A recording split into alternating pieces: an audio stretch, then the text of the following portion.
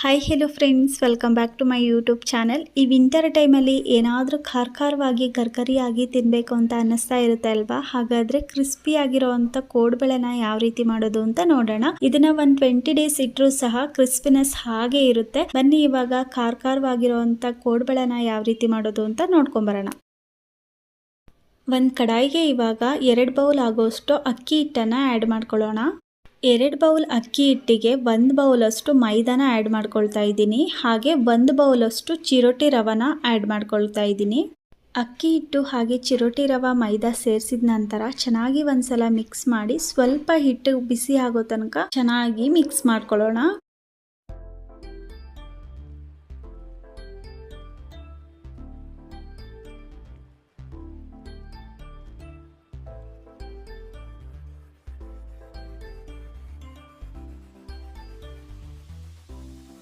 ಕೈಯಲ್ಲಿ ಮುಟ್ಟಿದಾಗ ಹಿಟ್ಟು ಕೈಯಲ್ಲಿ ಬಿಸಿಯಾಗಿದ್ದರೆ ಅಷ್ಟೇ ಸಾಕು. ಇವಾಗ ಇದಾಗಿದೆ, ಇದನ್ನು ತೆಳಗಡೆ ಎತ್ತಿಟ್ಕೊಳ್ಳೋಣ.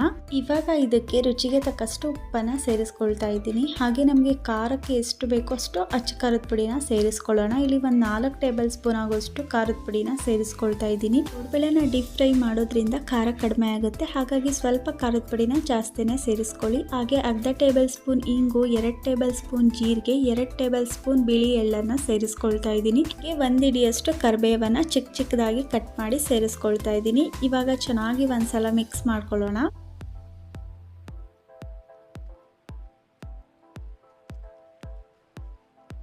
ಚೆನ್ನಾಗಿ ಮಿಕ್ಸ್ ಮಾಡ್ಕೊಂಡಿದ್ದಾದ್ಮೇಲೆ ಇವಾಗ ಒಂದು ಅರ್ಧ ಟೇಬಲ್ ಸ್ಪೂನ್ ಅಷ್ಟು ಓಂ ಕಾಳನ್ನು ಮಿದ್ದು ಸೇರಿಸ್ಕೊಳ್ಳೋಣ. ಫ್ಲೇವರ್ ಚೆನ್ನಾಗಿ ಬಿಟ್ಕೊಳ್ಳುತ್ತೆ. ಇವಾಗ ಇನ್ನೊಂದ್ಸಲ ಚೆನ್ನಾಗಿ ಮಿಕ್ಸ್ ಮಾಡಿ ಒಂದು 4 ಟೇಬಲ್ ಸ್ಪೂನ್ ಎಣ್ಣೆನ ಬಿಸಿ ಮಾಡಿಬಿಟ್ಟು ಸೇರಿಸ್ಕೊಳ್ತಾ ಇದ್ದೀನಿ. ಎಣ್ಣೆನ ಬಿಸಿ ಮಾಡಿ ಹಾಕೋದ್ರಿಂದ ಕೋಡ್ಬಳೆ ಕ್ರಿಸ್ಪಿಯಾಗಿ ಬರುತ್ತೆ. ಎಣ್ಣೆ ಬದಲು ಬೆಣ್ಣೆ, ತುಪ್ಪ ಯಾವುದನ್ನಾದ್ರೂ ಯೂಸ್ ಮಾಡ್ಕೋಬಹುದು. ಇವಾಗ ಚೆನ್ನಾಗಿ ಒಂದ್ಸಲ ಸ್ಪೂನಲ್ಲಿ ಮಿಕ್ಸ್ ಮಾಡ್ಕೊಳ್ಳೋಣ.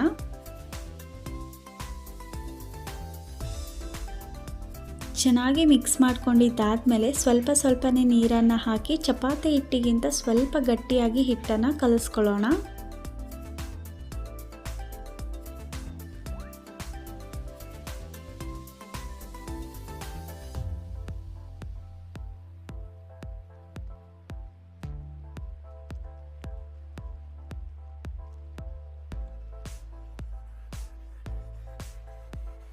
ಈ ರೀತಿಯಾಗಿ ಸ್ವಲ್ಪ ಹಿಟ್ಟನ್ನು ಗಟ್ಟಿಯಾಗೇನೆ ಕಲಿಸ್ಕೋಬೇಕು. ಮೆದುವಾಗಿ ಕಲಿಸ್ಕೊಂಡ್ರೆ ಕೋಡ್ಬಳೆ ಜಾಸ್ತಿ ಎಣ್ಣೆನ ಹೀರ್ಕೊಳ್ಳುತ್ತೆ, ಹಾಗಾಗಿ ಸ್ವಲ್ಪ ಈ ಥರ ಗಟ್ಟಿಯಾಗಿ ಕಲಿಸ್ಕೊಳ್ಳೋಣ.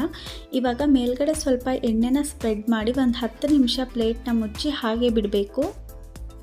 10 ನಿಮಿಷ ಆಗಿದೆ, ಹಿಟ್ಟು ಕೂಡ ಚೆನ್ನಾಗಿ ನೆಂದಿದೆ, ಸ್ವಲ್ಪ ಸಾಫ್ಟ್ ಆಗಿದೆ. ಇವಾಗ ನಮಗೆ ಕೋಡ್ಬಳೆ ಯಾವ ಸೈಜ್ಗೆ ಬೇಕೋ ಆ ಸೈಜ್ಗೆ ಚಿಕ್ಕ ಉಂಡೆಗಳನ್ನಾಗಿ ಮಾಡಿ ಇಟ್ಕೊಳ್ಳೋಣ. ಈ ಥರ ಚಿಕ್ಕ ಉಂಡೆಗಳನ್ನಾಗಿ ಮಾಡಿ ಇಟ್ಕೊಂಡಿದ್ದೀನಿ. ಇವಾಗ ಒಂದು ಮಣೆ ಮೇಲೆ ಒಂದೊಂದೇ ಉಂಡೆಗಳನ್ನು ತಗೊಂಡು ನಮಗೆ ಕೋಡ್ಬಳೆ ಯಾವ ಸೈಜ್ಗೆ ಬೇಕೋ ಆ ಸೈಜ್ಗೆ ಕೋಡ್ಬಳೆಗಳನ್ನು ಮಾಡ್ಕೊಳ್ಳೋಣ. ಕೋಡ್ಬಳೆನ ಈ ಥರ ಒಸ್ಕೊಂಡು ನಮಗೆ ಯಾವ ಸೈಜ್ಗೆ ಬೇಕು ಆ ಸೈಜ್ಗೆ ಕೋಡ್ಬಳೆಗಳನ್ನು ಸುತ್ಕೋಬೇಕು. ನೋಡಿ, ನಾನು ಒಂದು ಮೀಡಿಯಮ್ ಸೈಜ್ಗೆ ಇಲ್ಲಿ ಕೋಡ್ಬಳೆನ ಸುತ್ಕೊಳ್ತಾ ಇದ್ದೀನಿ.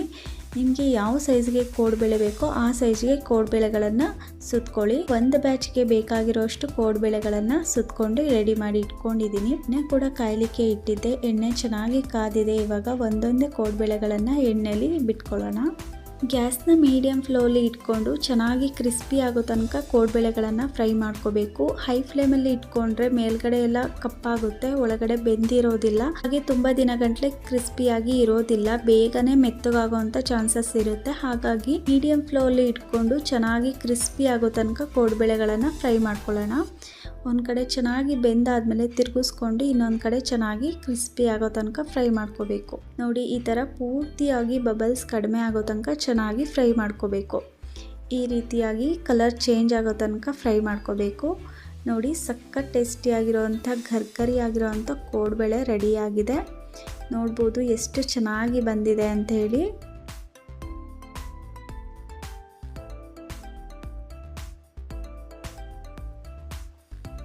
ಇನ್ನೊಂದು ಬ್ಯಾಚ್ಗೆ ನಾನು ಕೋಡ್ಬಳೆಗಳನ್ನು ಹಾಕೊಳ್ತಾ ಇದ್ದೀನಿ.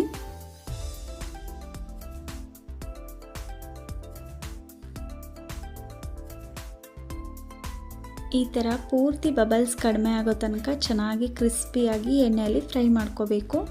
ಈ ಥರ ಫ್ರೈ ಮಾಡ್ಕೊಂಡಾಗ 1 ಮಂತ್ ಇಟ್ಟರೂ ಸಹ ಕೋಡ್ಬಳೆಗಳು ಕ್ರಿಸ್ಪಿಯಾಗಿ ಇರುತ್ತೆ. ನೋಡ್ಬೋದು ಸಖತ್ ಟೇಸ್ಟಿಯಾಗಿರೋವಂಥ ಗರ್ಗರಿ ಆಗಿರೋವಂಥ ಕೋಡ್ಬಳೆ ರೆಡಿಯಾಗಿದೆ.